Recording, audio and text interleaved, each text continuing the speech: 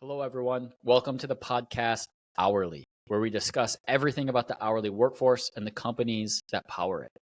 My name is AJ Richichi. I'm the host here at Hourly. I'm also the CEO of a company called Sprockets, which helps some of these big brands hire these workers. Today, we have an amazing guest, Jim Balis from CapitalSpring and Sizzling Platter. I've known Jim for years now, and I have profound respect for what he's built and his companies have built and how they humanize the hourly workforce. Today, I'm really excited to bring you through the conversation and hear about all the amazing things that Jim has and continues to do to contribute to the humanization of the hourly workforce. Enjoy.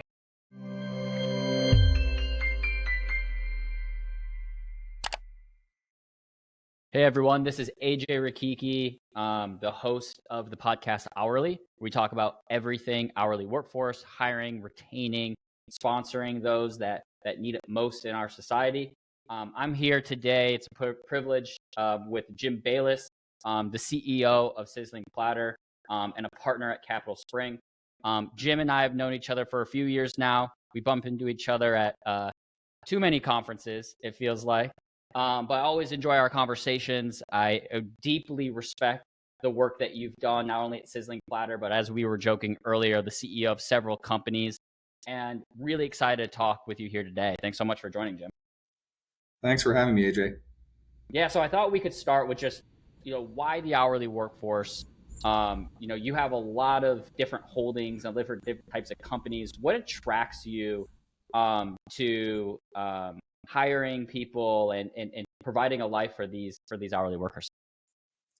Yeah, I mean, what I'd say is, first and foremost, we're in the hospitality business, and that business embedded in it is, being hospitable and trying to deliver great experience to the guests that come and visit our restaurants, and that takes various forms. Obviously, if you're in a full serve restaurant, that experience is very different than if you're a digital consumer of a business where you order takeout and your goal is to just pick it up and leave, and that experience probably revolves more around the freshness of the product and the order accuracy. And for me, I very much like being in the hospitality business and working with hourly workers that also want to be in the hospitality business and understand what the purpose behind it is and what we hope to achieve within it. And what's great about our business is it does have generally a workforce that skews a little bit younger, and they're not really sure, is this something that's a career? Is this something that enables me to buy that video game console that I want, or that car that I want, or provide spending money while I'm going to college or high school? Our business really does take various forms. And what's incredible about it is we take everyone. There's not a certain degree that you need. There's not a certain amount of training. There's not, a certain amount of experience. We truly take anyone and everyone, and then we pay to train them to, work within the businesses that we have. So all of that is very fulfilling to me. And I love watching people grow and develop, and really very culture oriented as a lot of leaders are. And so that's really what I enjoy about it most. Yeah, and one thing that I profoundly respect you and Sizzling Platter and a lot of the CapitalSpring portfolio is you don't just talk the talk, right? It's easy to say we care about culture, we love our people, we want to provide opportunities, but I know you guys have a lot of programs around actually putting that into action. Can you highlight like one or two of those and the impact it's had and maybe why you started them? Yeah. So, a couple of years ago, I was connecting with my director of HR, my VP of HR here at Sizzling Platter, and I was just curious, asking like, how many people did we hire last year on board onto our system? And the answer was 21,754 team members. And my reaction was, we are doing something wrong. The fact that we're turning over so many people, that is a number that you want to be as low as possible relative to your, employment workforce, right? And so, and look, the dynamic between employer and employee in our space has changed dramatically since COVID, and everything from going through the hiring challenges to quiet quitting and and all of the things that have happened in our space, where it used to be that, somebody would be a no call, no show, and they come in the next day and, I'm sorry, you're fired. Right now, it's totally different. How was your day off? What did you enjoy doing while you had a few minutes to yourself? So I think that dynamic has shifted, and I think that's forced us to look at the relationship we have with our team members very differently. And so, because of the dynamic shift, because of looking at how many people, we recently we onboarded, I said, we really need to be looking at how we engage with our team members differently. And so, brought together and had a strategic session and brought some team members in and brought some leadership in and a number of other, key individuals in the field to get everybody's perspective of how can we do a better job of really, meeting our obligation and on our desire to be, an employer of choice. And so the first thing we started with is we needed to change our mission statement and core values. And, our mission statement historically had been, let's drive, customer experience and guest counts and profitability. And we flipped it and we intentionally put the team members first. So, it took a long time. Words are very important for something like that. And, eventually ended up in a place where, we came up with a mission statement that starts out with our team members and goes from there. Now, living up to that versus just speaking to it, as you said a couple of minutes ago, is the devil's in the details. And so it's everything from starting all of our meetings. So we have here at Sizzling Platter, we have brand presidents that oversee each brand. When we review their weekly and monthly numbers, it's not just let's jump into the KPIs. They have to start off with an example of how we lived our mission statement around our people. And so they're constantly, we're reinforcing that message with them and the importance of it. The fact that it's the very first thing that we cover. We don't end with it, we start with it. And so, that's a big piece of driving that forward. It's got to be top down, and it truly has to continue to trickle down within the organization. And so, that's one area that, we changed our mission statement, we're living to our mission statement. And then there's the tactical component, which is, okay, how are we truly going to engage with our team members?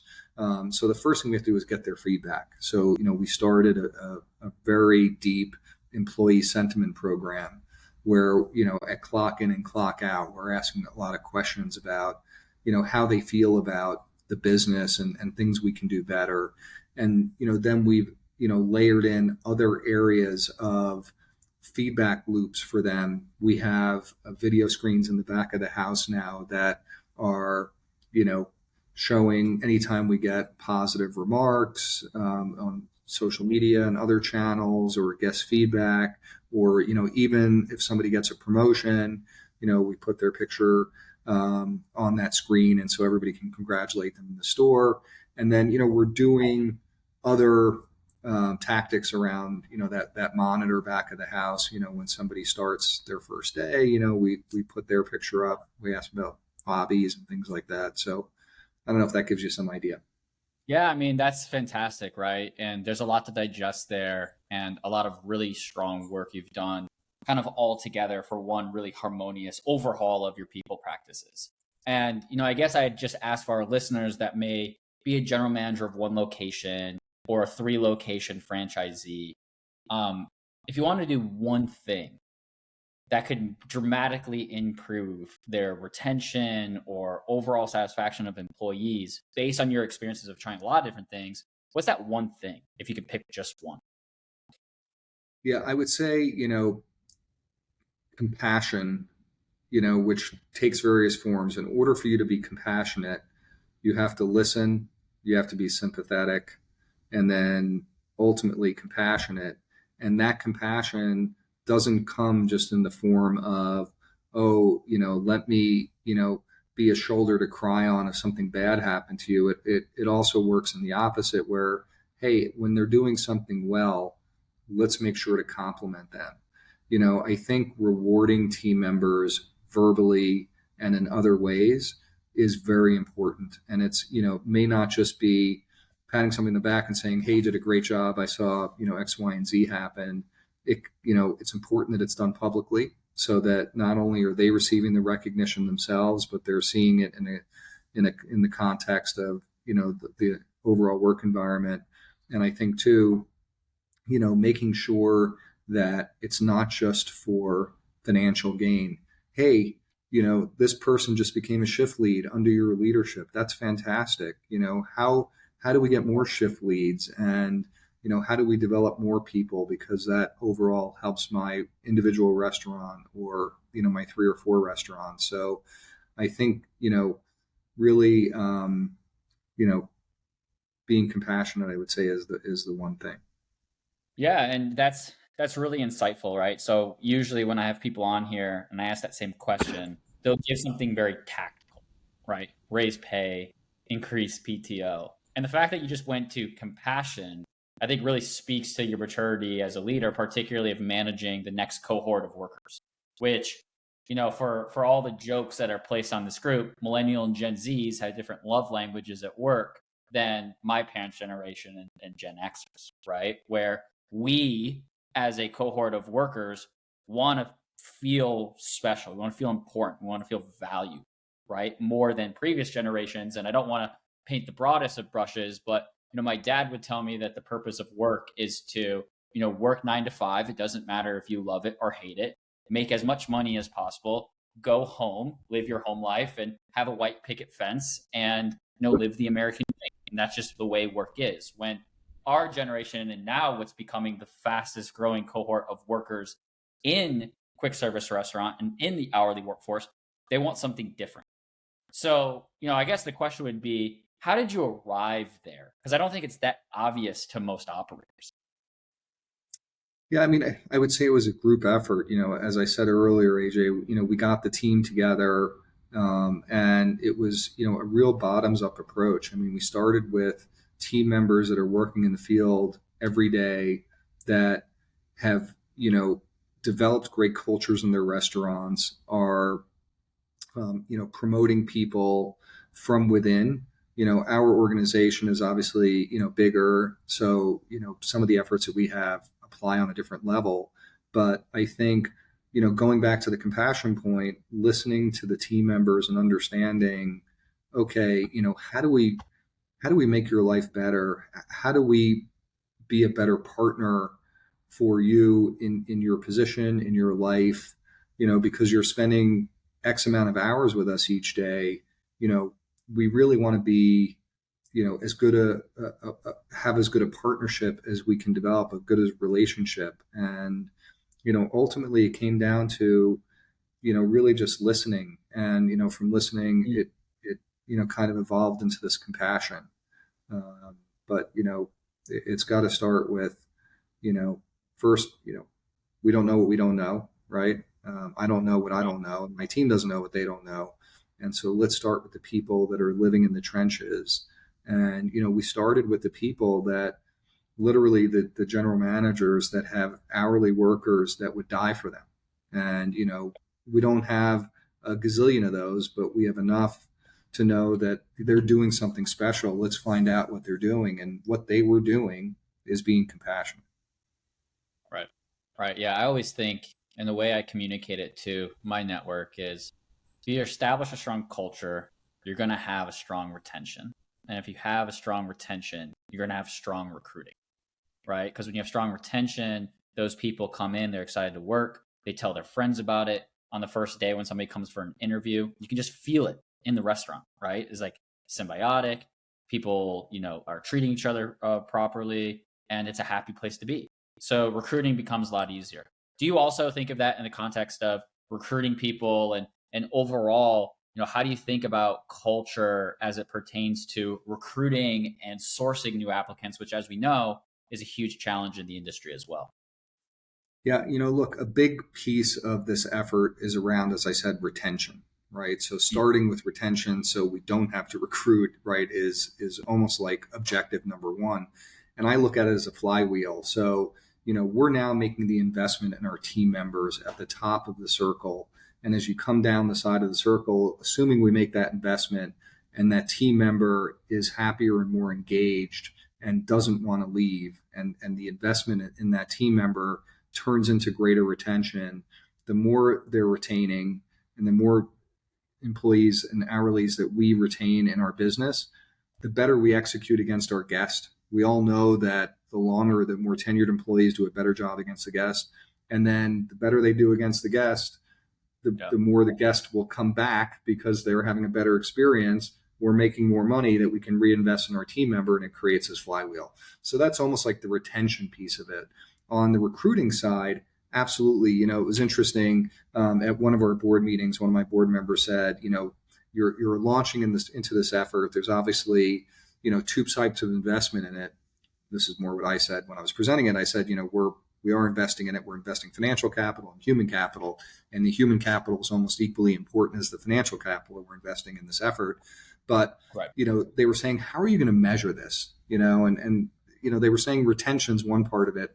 And to the recruiting piece, I said, well, here would be a massive success for me, but it's hard to measure it this way, is if one of our hourlies was in a bar having a drink and a friend of theirs walked up and said, hey, where do you work again? And they said, Sizzling Platter. It's amazing. And then whatever they say next, like, I've won, right? And so I honestly believe in my core that if you're able to execute against this engagement plan where people are happier and more engaged by being here, that automatically recruitment becomes a lot easier because, you have people telling their friends, telling their relatives about how happy they are. So naturally, recruiting is going to become a lot more seamless, and you're going to get a steady stream of team members without even having to go to third parties. Yeah. And, I couldn't agree more. And I know a lot of our listeners feel that a flywheel can be very positive when the right motions are in place and things become easier as the momentum builds and that flywheel speeds up. What would you say to somebody, though, who has a broken flywheel, right? Somebody who they're entering a restaurant, there's a poor culture, maybe they just acquired the unit or they're a new GM and they need to shock the system, right? Because the worst retention you have no referrals, you have no testimonials. When somebody comes in to interview, you can feel it, and the customers feel it as well. What's a few things you can do to kind of put that in the right direction and get the flywheel moving in the correct direction? Yeah, and look, one thing I'll say is I love operations. I started in operations. I'm a lot more comfortable back of the house, honestly, than front of the house. So, what I would say is the first thing I would do is at the end of the shift, I would pay to bring in pizza, some food. I'd bring everybody together and I would start, sharing feelings about, what they like and dislike about the environment of working in that particular location and start to get feedback. And then I would also have individual dialogues. What happens with those conversations is typically the leaders bubble up. Those that are more outspoken initially are those that some of the other team members may look to for leadership and guidance and, even perspective, and those leaders tend to be influential down, or even sideways, not even down in sort of the hierarchy of the restaurant. And so having that initial meeting and then follow up with those individual conversations. But the key to it, back to something that you said earlier, is actually putting the actions behind the words, right? So if you listen to what your hourly say and you don't act on it, then it's actually a greater disservice than if you didn't listen at all, right? Because then it's like, well, they asked me, but they don't care, right? Where the other is they're not sure, maybe they just don't know, and they kind of dismiss it a little bit as something that may not be as important. So I think the follow up from those conversations with your team, and it may be there may be some people that are toxic and need to be removed, that are cancer within the organization. It may be changes to culture that can happen quickly. It may be a myriad of other factors that you can actually implement change. Yeah, and it kind of goes back to your board members' question around how do you track the efficacy of whatever you're doing, right? And turnover, and I know this intimately from my work with Sprockets, turnover is a very long-term value proposition. And oftentimes, if you look at it day to day and week to week, and you're in the trenches, you may not know if you're winning the war, right? Because 100% turnover is still painful, but it's way better than 200% turnover that you may have experienced beforehand before instituting the changes. So what are some short-term things that you've seen or you've encouraged or that you track at Sizzling Platter to show, okay, we are making progress. This is what we did this month, this is what we did this week, maybe this is what we did today. Any guidance there for some of the smaller operators? Yeah, I mean, one thing is rewards, right? I think that's an easy one is, identifying areas where you want to reward your team members. Again, not just for financial performance, but other types of performance, and it could be, how many shifts you were fully staffed, or how few, as you sort of interview your team members, the complaints that you get from those team members, are those going up or down, right? I think those are some great ways to kind of, in the short term, kind of measure. And I mean, we've worked with some third-party services that actually have rewards programs where they download an app and I can give 10 points, which is Right. a double for dollar. So I think there are some reward programs, and some, as I said, some accolades that you can give that really have some short-term effect. But I think it's back to whatever's not working. I think it's important to address those items as best you can. This episode is brought to you by JoJo, an AI virtual recruiter powered by Sprockets. Designed for the hourly workforce, JoJo works 24/7 to source, screen, and schedule interviews with the best applicants for your business. JoJo helps reduce employee turnover and time spent hiring so you and your team can focus on other important tasks. To learn more, head to sprockets.ai/JoJo. So one tactic we found that's very successful is training. Interestingly, the more we invest in training, the more educated the hourly becomes about our business, the more engaged they and connected they feel they are with our business. And so we've run some correlations, and there's a cost associated with it, obviously, because you have to train the person. But as you look at like training modules, the more that you can train, because everybody in our business targets that post 90-day period. If you keep them for 90 days, you're likely to keep them for a year, right? And so what gets us to that 91st day? And we have found a direct correlation, and a pretty tight correlation, to better trained, better educated about our business, the more engaged they are. And we've actually added here at Sizzling Platter a training program that's not exclusively around the business at hand, how to make pizzas, how to make subs, how to make coffees, how to make wings, but also about some leadership training, some life coach training, everything from, should I buy a car, should I lease a car, what types of savings should I be thinking about, what's a 401k, what's a lot of career path and career coaching that's also educating and training our team members so they feel more engaged with the business, with retention and engagement. Yeah, and I couldn't agree more. In the book Hourly, which Sizzling Platter is I'm really excited to be featured in, we talk a lot about kind of the plight of the hourly worker right now, a vastly underrepresented, under-resourced group that is struggling right now in America, right? Credit card debt being at an all-time high, health insurance, although easy to get through your employer at times, it's difficult when you have two jobs and you drive Uber to decide what's best for your family, right? And on top of that, you have student loan debts and auto loans and all these things. And we, I think, systemically haven't presented the best financial tools to help them navigate these various jobs and opportunities. So really excited that Sizzling Platter takes a proactive approach on that.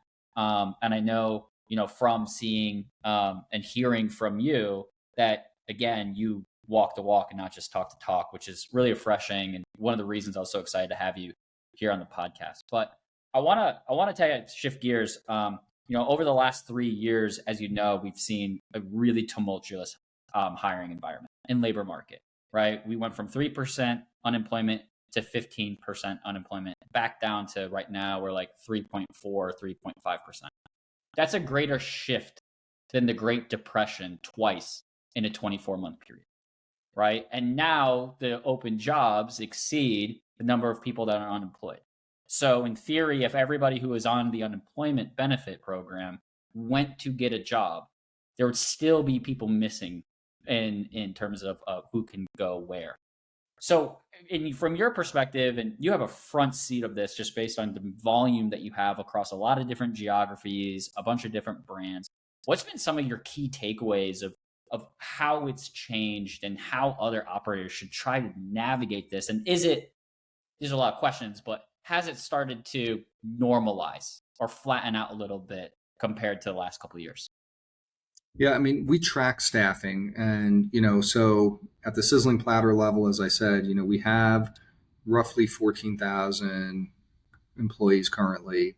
At CapitalSpring, it grows exponentially from there because we probably have north of 3,000 restaurants in our portfolio, and then I own 2 restaurants myself that I founded separately that are in the fast casual space, and I would say across all 3 of those, we went from last year, we were probably staffed at, I would say 65%, and we're probably in the high 80s to low 90s right now. So, notwithstanding some of the statistics that you just shared, AJ, we are in a much better place from a staffing perspective. And so, that leads to the next phase of, okay, we're staffed. How do we keep the people, which we covered? But, it is still tough on recruiting side, right? Because recruiting is a bit of a commodity. You have an hourly team member that is sifting through ads on whatever third-party platform. Let's use Indeed as an example. And, you can, have a bold listing, you can have a published listing, there's various, ways that you can pay to be sort of higher on the list. However, a lot of these team members are sifting through and it just looks the same. And so where the commodity comes into play is who's paying the most, right? People aren't reading the description and saying, oh, wow, I think this is going to be a better culture. I do think there are things that you can verbalize that seem less corporate-like and more, we care about you and we'd be excited to have you be a part of our family. So I think there are ways you can word some of the ads to maybe attract and explain how you were a little bit differentiated that way. But at the end of the day, it is very commoditized, that, as people sift through these ads and recruiting, as we're fighting for these great team members. I mean, a great general manager, I'm not telling anybody on this call that they don't, or a podcast that they don't already know, is so valuable. I mean, so valuable. Right. The difference between a good GM and a bad GM is the difference between a good business and a bad business. So, finding that great talent is just so hard. And I wish I had a great, action item. If you do this, you're going to get the best general managers. But unfortunately, a little bit you find out along the way. Yeah. And like for crew too, I mean, it's important to note kind of how the monetization of HR tech works, right? The name of the game is volume always, right? We pay per click. We pay per applicant. And applicant tracking systems, I don't think it's any surprise or, should come as a shock. A lot of times are incentivized by job boards to encourage more postings and more inflow, right? And I think we saw the extreme of that during COVID when job boards, a lot of them instituted one button, like click apply. So all of a sudden, somebody was applying who's looking for work to, maybe 5 to 10 if they had a lot of time applying to that many jobs, but now can go to their job board and press apply quicker than you can like pictures on Instagram, right? And couple that with kind of how, of course, tech forward Gen Z is and millennials is, I've kind of seen over the last couple of years, the applicant flow fallacy become a real problem for businesses where you have all of these people coming through the systems, but you pick up the phone, you start calling them. They're like, already took a job, or, oh, I applied to a bunch of jobs. What's your name again? How much are you paying? Right. And it's a different problem that, if not managed properly, can actually cause a lot more frustration and burnout and friction for general managers. Where before there wasn't that many people to call, but you knew the people you were call were gonna, pick up the phone and maybe show up for an interview. Where now it's, I mean, at Sprockets we did analysis. It's like 3% of people will come and show up for an interview. So that means that 97% of the energies and cycles you put out there are going to go unused, right? And as to your point, GM and good GMs are so important, and having them take their valuable time towards something that's so tedious and painful can be really harmful to the business at large. So any advice there, any insights, any suggestions to listeners that may be having that similar problem of what GMs or you can do to mitigate that challenge as much as possible? I mean, one very eye-opening experience for me is at a certain point when we were having trouble recruiting people, I went and applied for a job myself at our own organization. And what I found it to be was extremely high friction. And I think a frictionless experience, specifically for the demographic that's applying for the positions that we have postings for, is very important. If there's multiple steps and quizzes and, applicant questions, and, you get sort of question fatigue. And I do think a very frictionless experience where they can interact, as sadly as it is, with a chatbot or something, that it doesn't take a lot of work on their side, and all of a sudden, they're in the system, maybe it's using voice AI and some capabilities. And then, it's just very easy for them to get to the point where, and they're, excited for the interview by the time you get there. And, there also are some technologies that will text them, hey, don't forget about your interview tomorrow morning. Hey, don't forget your interview later today. Hey, you might want to leave now. You're an hour away, So I do think that frictionless experience, and then, followed up with some of the tech that we have today that can kind of nudge them along to get them to come in, we found to be very helpful. But it was eye-opening how high friction we are. Now we're not anymore. And it's been game-changing, but that is a big one. Awesome. Yeah, we just have a few more minutes, but I have to ask this question because I feel a lot like we're talking about automation, right? And you've been in the restaurant business a long time at a lot of different companies, and you've seen kind of the rise of AI from when we were talking about it with Arnold Schwarzenegger in The Terminator to Watson to now it feels like it's everywhere. And I feel like from my seat, even over the last couple of years, there's been a growing tolerance for AI in HR, where before, I don't know if it felt icky, but people were a little hesitant to adopt it. Where are you on that spectrum, and where do you see us going with AI? I'm all in, for starters. I mean, I think, we're scratching the surface. Do you think it's so obvious to you, but do you feel like you're in the majority, or do you feel like you are progressive in the fact that you've seen its capabilities and you want to see more? I mean, that's a good question. Hard to say. I tend to skew very high automation. So I think, it can take a lot off our plate. I just recently, yesterday, in fact, met with a group that has an AI capability to do exit interviews. That's one area that I haven't mentioned that has been extremely informative to us. Is exit interviews are like a pain, right? And so, a lot of times that people won't respond to you. And what this is, you can push notify or text a person. They can click a link and actually almost have a dialogue like we're having with an AI chatbot. And then that AI will pull out the dialogue and let us know what were some of the key factors for why the particular hourly employee left. And so I do think there's lots of applications that will take time away. And I flipped it on him and I said, hey, can it just do the interview? Can a person that clicks on Indeed with that single click have just a right there an interview with, we pre-feed some questions. And it was amazing. I did an exit interview with this particular platform yesterday, and it was amazing how seamlessly interactive it was, just like speaking to a person. It was creepy that it was like a video of a dude that, his mouth was kind of doing that, but I do think some of the, that will get yeah, you see that part will get better. Yeah. But I do think that there's, for sure, applications where it's going to take a lot of time and effort so that the general manager can focus on training and executing better against the guest. And that's what we want. Yeah, definitely. All right. Well, I ask all of our guests this final question. It's fun. It's light. Tell me about your first hourly job that you ever had. I was a dishwasher at an Italian restaurant in New York, where I grew up.